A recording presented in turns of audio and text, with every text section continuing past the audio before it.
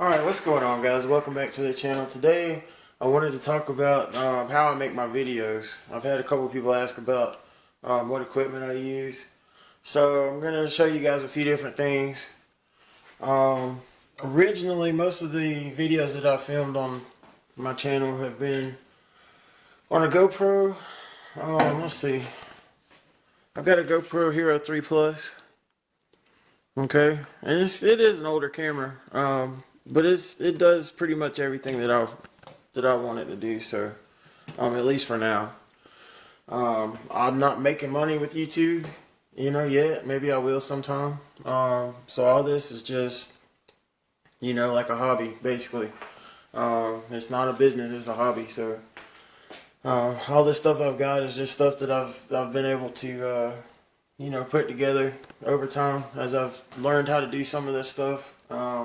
A year ago, aside from filming a little video on my phone or something, I had no idea how to edit videos. I didn't really know that much about frame rates and quality of the video or any of that kind of stuff. So I'm really learning a lot as I go.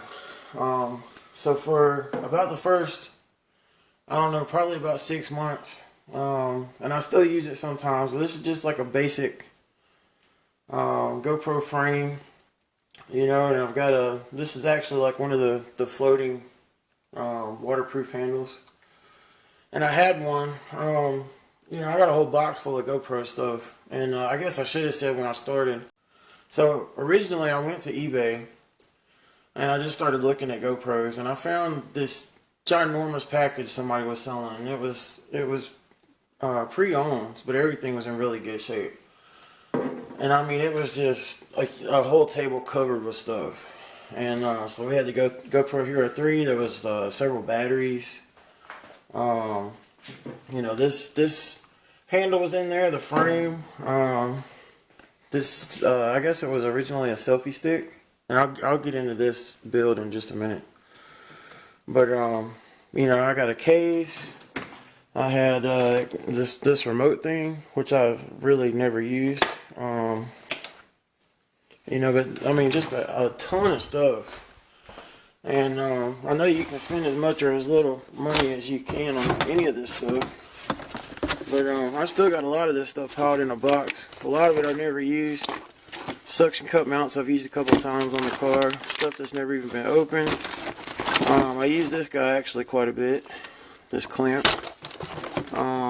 Chest strap. There's, case. I got a bunch of waterproof cases, bags, tons of, these little angle pieces, and some of them I don't even know what they do. I might figure it out one day, I might not, I have no idea. But, whatever that weird thing is, I don't know. I might find out one day when I need to figure out a way to do something, but, anyway, so I ended up getting all of that stuff. And that's not everything that I have, because I have bought stuff since then, but I got all that stuff for like 130 or 40 bucks. So anyway, I thought that was just an incredible deal for everything that I got. And I know it is an older camera, but for a starter camera, I mean, this is it's the GoPro 3 Plus, and I think it's the black edition, if I'm saying that right, because I didn't understand, because the camera itself is actually silver on the front, but I think it's called the black edition. So it's capable of recording all the way up to 4K. Now, in my opinion, the 2.7K or whatever and the 4K are pretty much useless on that camera because of the frame rate. And so if you if you record in 4K, it's like something crazy, like 12 frames per second. So if you move the camera at all, like this, I mean, it just looks extremely choppy. So I don't see any point in even having that feature in the camera. And then, the 2.7K I'm wanting to say is like 22 frames per second or 24 frames per second, something like that. But what I record in, which is 1080p, I can do a full 60 frames per second on 1080p. Plus, actually, is what it's called in the camera. I don't know what the big difference is between 1080p and 1080p plus. but I record everything in 60 frames per second, and I know that if you go down to 720, I think it has like 240 frames per second or something crazy, but I'm really happy with the video quality on 1080p at 60 frames per second. The video is smooth, it's got a nice quality, it doesn't take forever to upload it or edit and convert files and all that kind of stuff on the computer. So for right now at least, I'm real happy with 1080p at 60 frames per second. The only thing that I do not like about this camera is the batteries, and you know, that's probably GoPro's way of eventually forcing you to upgrade, because honestly this camera is fantastic. I mean, there's nothing, I'm not saying the newer ones aren't better, but the video quality of this camera is amazing. It's a, you know, GoPros are real small, it's just amazing the video quality you get out of them for their size and everything.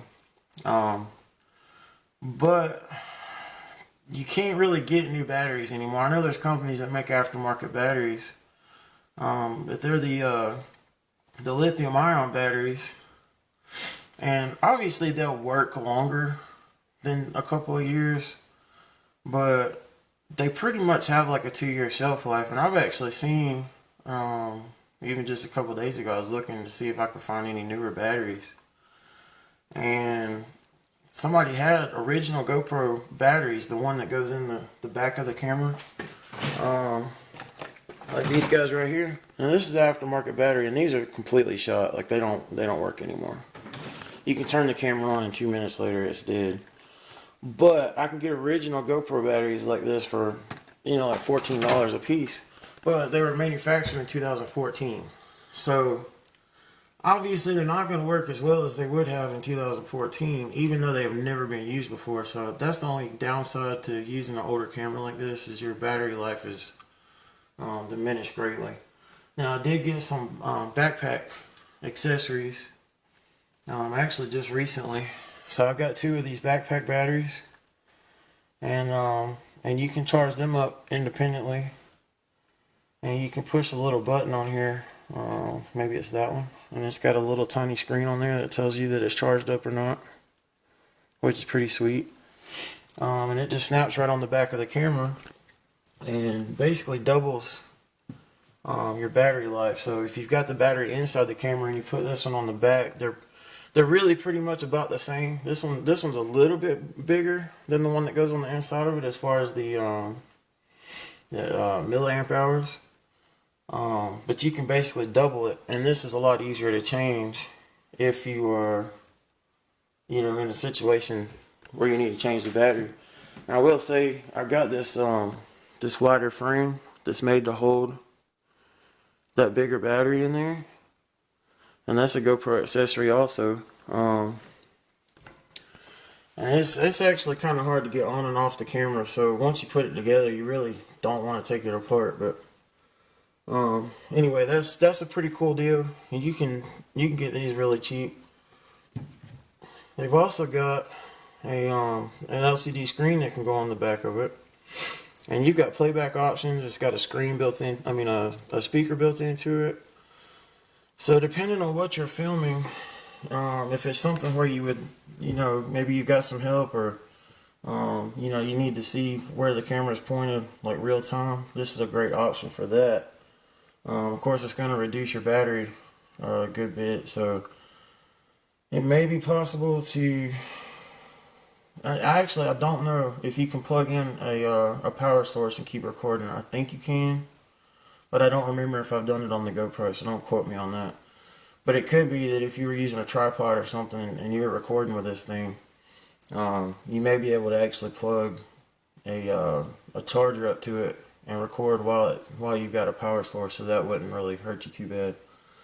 But it is pretty nice because you can record something and you can hit the play button and it'll play back the file. So that's kind of neat. And this is a non-touch screen one. I got it secondhand for like $15 on eBay, and you can get touch screen ones. But the screen's so small, I don't know how much of a benefit the touch screen would really be, but you can still get brand new touchscreen backpack units for, you know, like $100 or whatever. So, but like I said, I got this one for $15 used. It's just a non touchscreen model. It's original GoPro equipment. So, Anyway, so back to what I was saying originally. This guy right here is pretty much the most compact and convenient thing that I've been using as far as you know, like driving or anything like that. You know, this thing is just real small. It's real compact. It's easy to use. One other thing, I just took it off, but I actually had tape wrapped around this, and I had like a piece of wire up under the tape in the front so that I could feel where the front was with my thumb without always looking directly at the camera. So if you're doing something, you can keep your thumb on that bar and, you know, make sure the camera stays straight in your hand, because there's been a bunch of times before that I ended up with the camera turned away from me. So something to keep in mind. But I still sometimes use that. And I used it pretty much exclusively until just recently. So recording this right now on a Samsung camera, not a phone, but this is an actual camera. And I've got one of those mini bipods screwed into the bottom of it right now. And I've also used that with my GoPro. So I've got this adapter that I bought.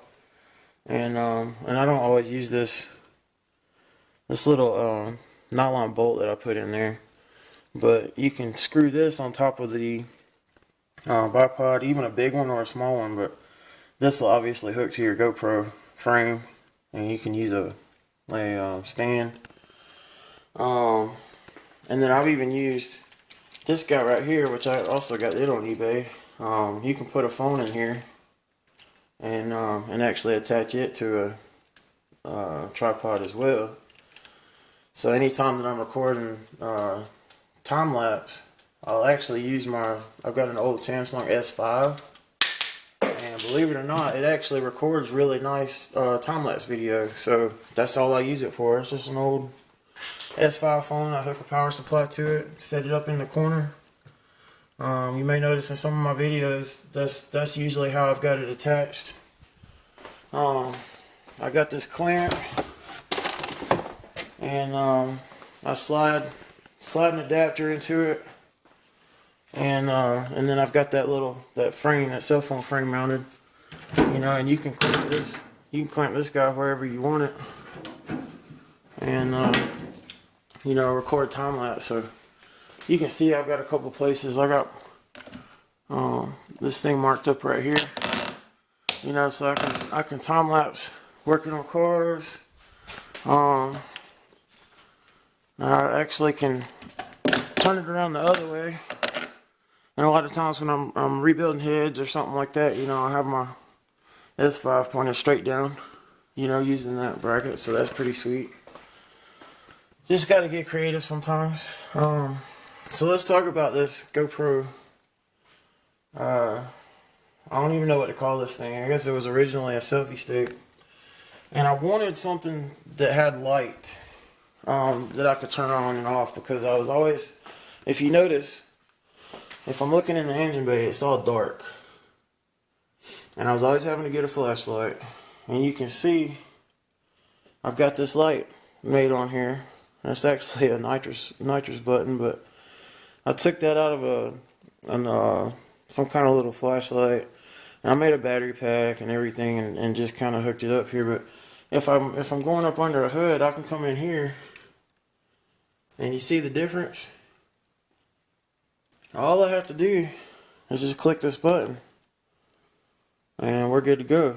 It gets rid of the shadows. It's kind of right in line with the lens, so you don't really have like shadows off to the side or anything. It works really great so far. I really like it. But you can just see I'm holding it up right at the camera, and you can see how big of a difference that is. So it's definitely a pretty cool deal. But and I know it kind of looks a little it definitely looks homemade for sure, because it is. So I put this little zip tie on here, and if I need to, I can just slide it down and it stays on, you know. This is kind of like a prototype. I'd like to maybe come up with a full version, you know. I've got a CR123 battery in this battery pack that I made, and I'm still kind of looking for a more of a production style battery holder. You know, this is just running on 3 volts. So if I can find that, you know, I could definitely refine this thing a little bit. But and then I made some little brackets to slide into the bottom of the GoPro frame. And once you clamp it down, I mean, it stays in there. So, but this is really handy. You know, this thing's got a little bit of weight to it, so it's easier to hold it steady for the most part. And with the wider frame, you know, I've got one of the backpack batteries on there, so it lasts a little while. And then also, let me set this thing up. Alright, so there goes the tripod. So I've got this this Go mic right here. And it's pretty neat. You plug it right into the USB plug. And it just makes the sound a lot better.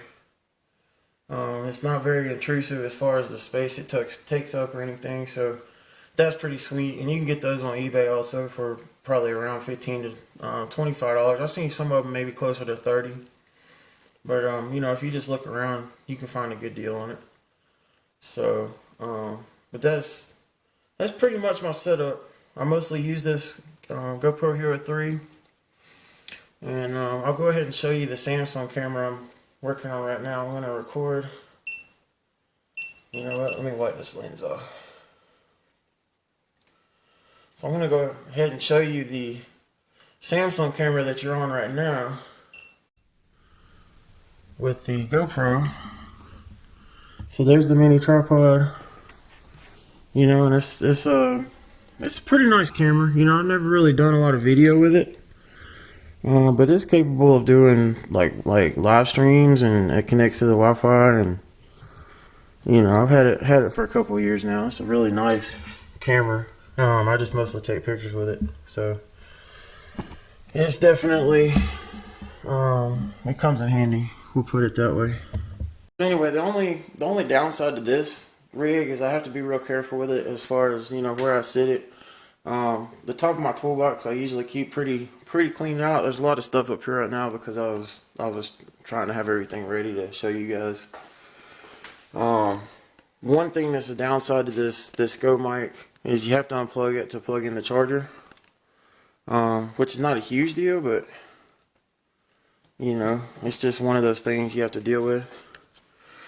But so you unplug that, and then I've got, you know, GoPro cable, so I can sit it up here and, you know, plug this guy in and let it charge up. When you do it this way, it charges both batteries, the one that's inside the GoPro and the backpack battery, so that's kind of convenient. But anyway, definitely got a bunch of junk up here right now. I've got a 64 gigabyte SD card in the GoPro, which that's actually the maximum size that it uses.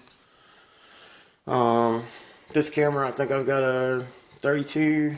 My time-lapse camera, I usually keep I think a 16 in there.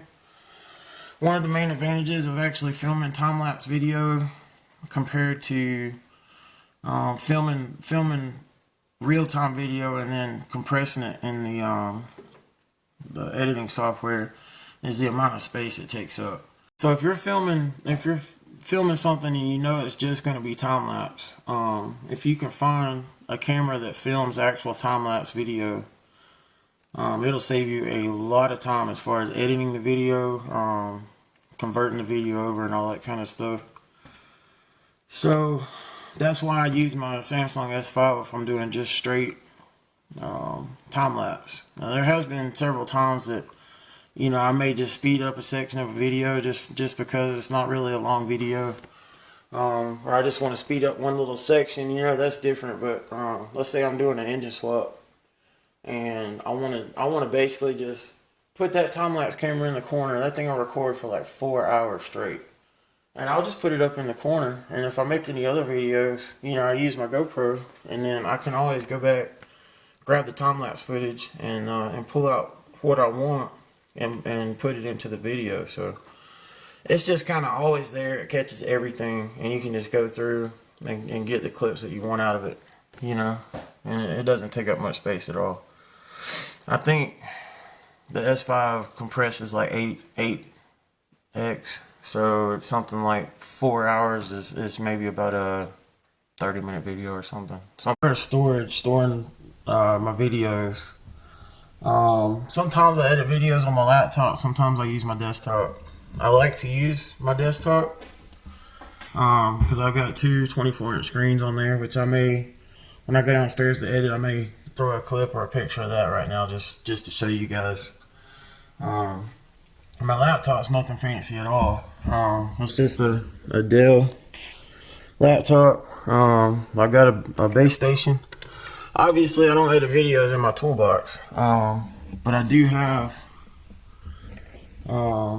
another screen that I hook up to this laptop and my mouse and everything, so depending on where I'm at or whatever, I edit videos on my laptop. So I'm sure a lot of you guys do that too. So the reason I brought that up is I've actually got a couple of external hard drives that I use to store my video clips. I've got one's a 1 terabyte. I've got another one that's I think a 320 gigabyte. I've got a 2 terabyte. My main hard drive in my desktop is a 2 terabyte. As far as my media storage, I've got my operating system and everything's on a solid state drive, like a 250 or something. But so whenever I make videos on my laptop, once I copy the clips over from the SD card and edit my videos and everything, I'll take the production video and put on the hard drive and the clips that I use to make the video. And then whenever I have time, what I'll do is I'll copy them to my desktop 2 terabyte drive. That way I've got 2 copies of them. And I know that's not going to last long. I'm actually planning on getting a couple more drives. I haven't decided really as far as you know, keeping the videos. I'm not sure how important it really is to store the videos long term, you know, because I know bad things can happen, obviously, but you can always download your videos from YouTube. But I know a while back people were having trouble with some kind of issue where their YouTube channel was getting deleted by like somebody that hacked their account or something like that. So in that situation, I don't know if YouTube can restore your videos, or if you would at that time need to just start over or what. So in a situation like that, I could see having all your videos would be handy. So I think what I'm going to end up doing at some point is I'm probably going to only store my production videos, like the videos that I actually upload to YouTube. I think I'm going to actually just store those and probably not keep the footage, the raw footage, because I mean that's just an insane amount of space. I mean I couldn't imagine trying to keep up with every video forever. I mean that just sounds crazy. So to me it makes sense to just go ahead and store pretty much the production videos. So I'm gonna look into probably doing another RAID setup or something. So here's my rig down in the basement. I got dual 24-inch monitors and custom built. It's basically a gaming desktop. I built it several years ago and never played games really, so I ended up, you know, just using it as a regular desktop and you know, editing videos with it and stuff. So it's pretty nice, you know, being able to bring up my video editor, you know, and I can do stuff, you know, over here on the other screen, you know, like look at video clips and stuff, and then do what I need to do over here. If I'm, you know, working on a lot of sprites or something like that, you know, I can come over here and really stretch this thing out.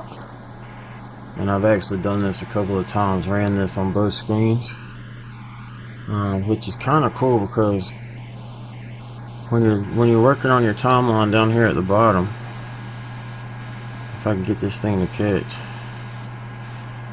so now it's across 2 screens, and So I'm just gonna open another project I've already done.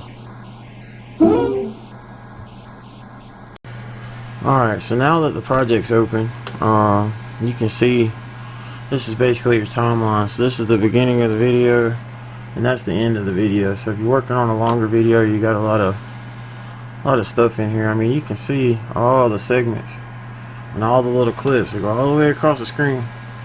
So sometimes if you're working on a little bit longer video, and actually this one's only 26 minutes. I've had a couple of videos that were pushing like 40-45 minutes. So those are times when I've been opening this thing up to go full screen. But you can just see all the little clips that are edited together in here.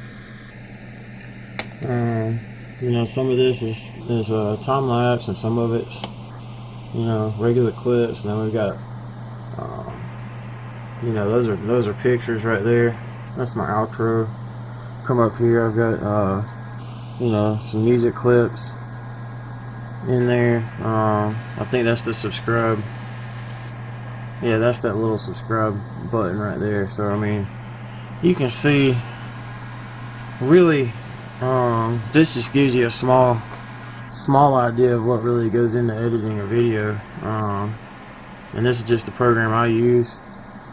You know, there's definitely other stuff out there that may look different, maybe easier, maybe harder. I really don't know. This is what I learned how to use, so this is what I've just been sticking with it, because there's so much to learn in this program, and it does everything I need it to do, and then I learn about more stuff that it does. So but as you're editing this program, you know, you can play it back. Hooks in there with the gaskets, you know. Of course, the playback right now, because I've got it stretched out, is on the bolts and everything torqued down on both this. You know, it's got the gap in the middle, but you know, if I bring this back to a single screen, I mean, you can see the playback right there, and you can adjust the size and all that good stuff. But you know, now it's just shrunk this timeline down to where it fits on the screen from front to back, so you can see how all the segments are kind of squished in there now. But yeah, this is pretty much my main setup. And like I said, I also edit videos on my laptop, so this one's just a little bit, you know, it's a little bit quicker, a little bit easier, but you know, I enjoy editing videos on my laptop just as much, so it works out pretty good. Anyway, I just figured I'd show you guys my setup down here in the basement. And like I said, I'll plug in my external hard drive. I've got a USB 3.0 port, actually a bunch of them on this computer, so I plug it into the USB 3.0 port, and it actually transfers very quickly, so that comes in handy. You know, I hope this was helpful. Some of you guys, you know, maybe just starting out on YouTube. This might help you out a little bit. It's just some stuff that I've learned in the short time that I've been doing YouTube. It's probably been about, I'd say about 10 months. And this is just stuff that I've learned over the short period of time that I've been doing YouTube.